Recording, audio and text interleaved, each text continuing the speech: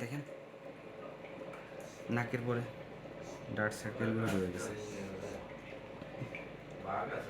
দেখছেন কত লম্বা লম্বা হয়ে স্কিনগুলো ব্লক হয়েছিল, অয়েল সার্কুলেশনটা বন্ধ হয়ে গেছিলো, এখন সব ক্লিন।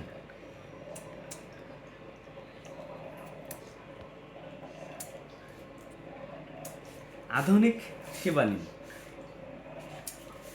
আর আমার সাথে সবসময় বিউটি টিপস বেশি বেশি দেখবেন এবং আমার চ্যানেলটা সাবস্ক্রাইব করবেন যাতে আমার ব্যতিক্রম ভিডিওগুলো সবার আগে আপনার কাছে পৌঁছায়।